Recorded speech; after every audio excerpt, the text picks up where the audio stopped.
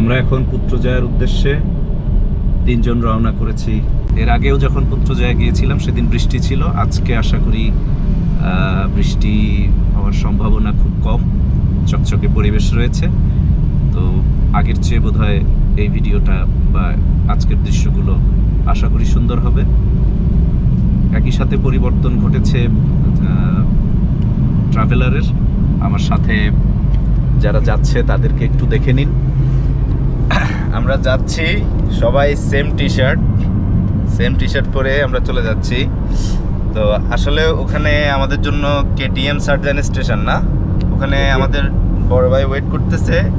তো স্পেশালি উনি আমাদেরকে ইনভাইট করছে পুত্রজয়া ঘোরানোর জন্য। তো ভাই গাড়ি নিয়ে ওয়েট করতেছে, আমরা এখান থেকে চলে যাচ্ছি একটি গ্র্যাব নিয়ে। দেখা যাক বাকিটা কেমন হয়, পাশে থাকবেন।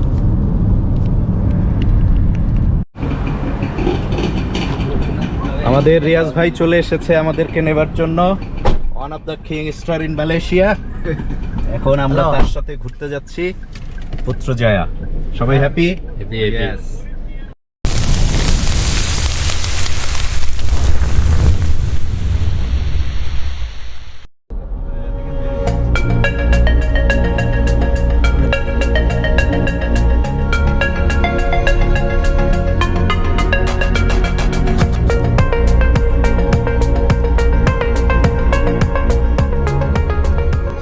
পুত্রজয়া ইন্টারন্যাশনাল কনভেনশন সেন্টার, যার নির্মাণ কাজ শুরু হয়েছিল 2001 সালে এবং শেষ হয়েছিল 2003 সালে। 2004 সালে এটি আনুষ্ঠানিকভাবে উদ্বোধন করা হয়, যেখানে প্রায় 8000 ডেলিগেটস বসার ব্যবস্থা রয়েছে। আমার আগের ভিডিওতে এটি ছিল পুত্রজয়া ভ্রমণের শেষ পরিদর্শনী স্থল, আর আজ এখান থেকেই শুরু করছি। এর সামনে দাঁড়ালে পুরো শহরকে এক নজরে দেখা যায়।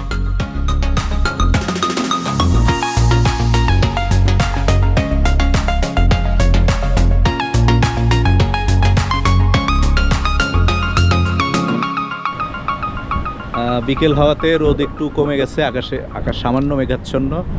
ওই দিন তো তবু বৃষ্টি ছিল, আজকে বৃষ্টি নেই, কিন্তু একটু হালকা মেঘ থাকাতে আলোটা খুব একটা জোরালো না। তবু বৃষ্টিতে দাঁড়ানোর মতো অবস্থা ছিল না সেদিন, আজকে দাঁড়াতে পারছি।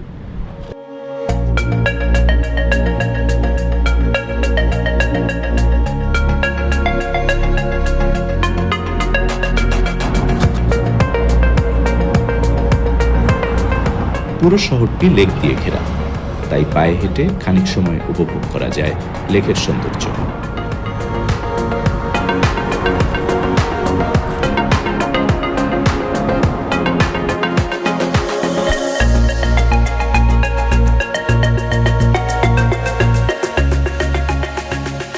আর পথ চলতে চলতে দেখা মেলে নানা স্থাপত্য শিল্পের নিদর্শন।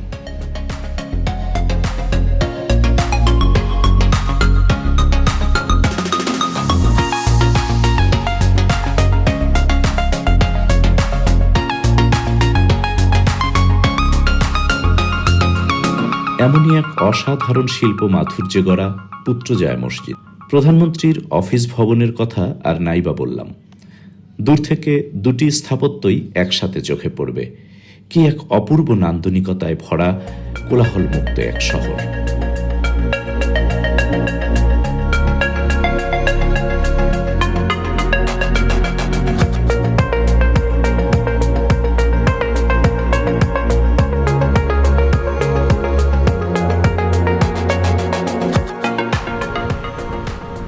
পুত্রজয়ার বিকেলের সৌন্দর্য অনেকটাই অসাধারণ। ডান পাশে পুত্রা মাস্ক, চারপাশে অবারিত সবুজ এবং বিকেলের শান্তকালীন একটি গোধূলি লক্ষ্য করা যাচ্ছে এবং মৃদুমন্দ বাতাস, সব কিছু মিলিয়ে একটা অসাধারণ পরিবেশে আমরা সময় পার করছি। ভালো লাগা, যদিও এটা দ্বিতীয়বার আসা, তো যারা প্রথম আসবেন একটু ওয়েদারটা দেখে নিলে ভালো লাগবে। প্রথমবারের দেখাটাই আসলে সবচেয়ে বেশি ভালো লাগে। তবে এই মসজিদটি ছাড়াও আরও 2-3টি মসজিদ আছে এখানে, সেগুলোও ভালো লাগবে। আমি বলবো একটু পরিদর্শন করা উচিত সবগুলোই একটু।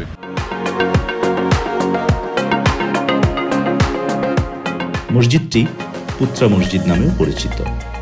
1997 সালে এর নির্মাণ কাজ শুরু হয় এবং 1999 সালে এটি আনুষ্ঠানিকভাবে উদ্বোধন করা হয়।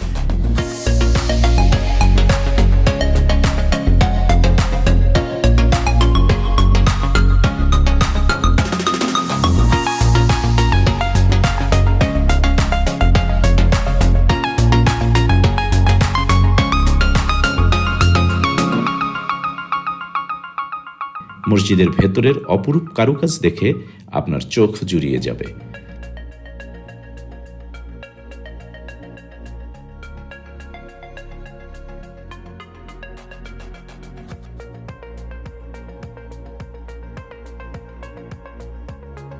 আসলে মসজিদের পরিবেশ তো মসজিদের মতোই হওয়া উচিত, যেখানে মহিলাদেরও সমান প্রবেশাধিকার।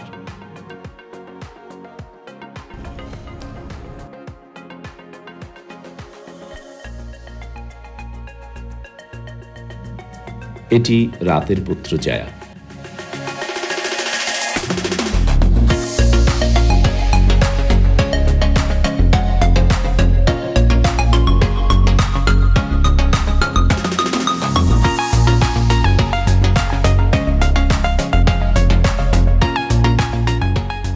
সরকারি বাসভবনের সামনে দিয়ে ফিরে যাচ্ছি কুয়ালালামপুর।